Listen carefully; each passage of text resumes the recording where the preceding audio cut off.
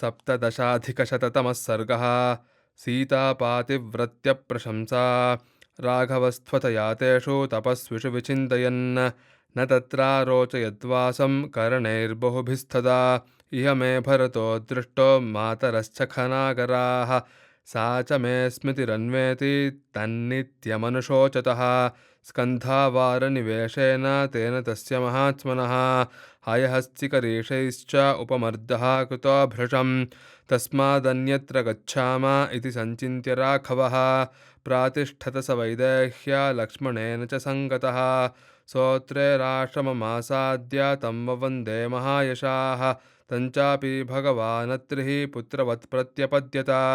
स्वयमातिथ्यमादिश्य सर्वमस्य सुसत्कृतं। सौमित्रीं च महाभागां सीतां च समसान्त्वयत्। पत्नीं च समनुप्राप्तां वृद्धामामन्त्र्य सत्कृतां। सान्त्वयामास धर्मज्ञः सर्वभूतहिते रतः। अनसूयां महाभागां तापसीं धर्मचारिणीं प्रतिगृह्णीष्व वैदेहीमब्रवीद्येषि सत्तमः।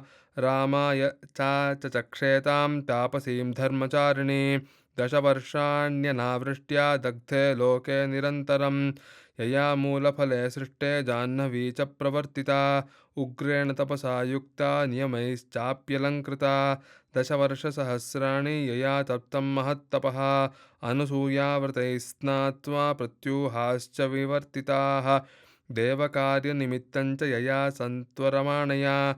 दशरात्रं कृता रात्रिः सेयं मातेव ते नखा। तामिमां सर्वभूतानां नमस्कार्यामिषस्विनीम् अभिगच्छतु वैदेही वृद्धामक्रोधनां सदा। अनसूयेति या लोके कर्मभिः ख्यातिमागता। एवं ब्रुवाणं तमर्षिं तथेत्युक्त्वा स राघवः सीतामुवाच धर्मज्ञामिदं वचनमुत्तमं। राजपुत्री श्रुतं त्वेतन्मुनेरस्य समीरितं। श्रेयोर्थमात्मनः शीघ्रम् अभिगच्छ तपस्विनी। सीता त्वेतद्वचः श्रुत्वा राघवस्य हितैषिणः तामत्रिपत्नीं धर्मज्ञामभिचक्राम मैथिली। शिथिलां वालितां वृद्धां जरापाण्डरमूर्धजां सततं वेपमानाङ्गीं प्रभाते कदलीं यथा।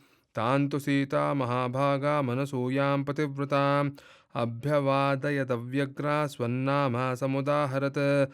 अभिवाद्य च वैदेही तापसीं तामनिन्दितां बद्धाञ्जलिपुटा हृष्टा पर्यपृच्छदनामयं। ततः सीतां महाभागां दृष्ट्वा तां धर्मचारिणीं सान्त्वयन्त्यभिदृष्टां दृष्ट्या धर्ममवेक्षसे। त्यक्त्वा ज्ञातिजनं सीते मानमृद्धिं च भामिनी। अवरुद्धं वने रामं दृष्ट्या त्वमनुगच्छसि। नगरस्थो वनस्थो वा शुभे वा यदि वा शुभः। यासां स्त्रीणां प्रियो भर्ता तासां लोका महोदयाः।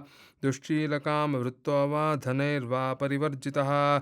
स्त्रीणामार्यस्वभावानां परमं दैवतं पतिः। नातो विशिष्टं पश्यामि बान्धवं विमृशन्त्यहं। सर्वत्र योग्यं वैदेही तपः कृतमिवाव्ययम्। न त्वेमवगच्छन्ति गुणदोषमसस्त्रियः। कामवक्तव्यहृदया भर्तृनाथाश्चरन्ति याः।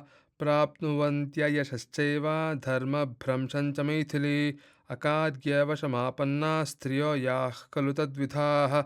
त्वद्विधास्तु गुणैर्युक्ता दृष्टलोकपरावराः। स्त्रियः स्वर्गे चरिष्यन्ति यथा धर्मकृतस्तथा। तदेव मेनं त्वमनुव्रता सती पतिव्रतानां समयानुवर्तिनी। भवस्वर्भतुः सह धर्मचारिणी यशश्च धर्मं च ततः समाप्स्यसि।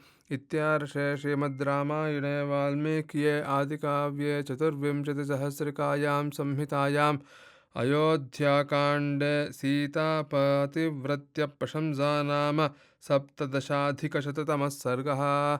जानकीकान्तस्मरणं जय जय राम राम।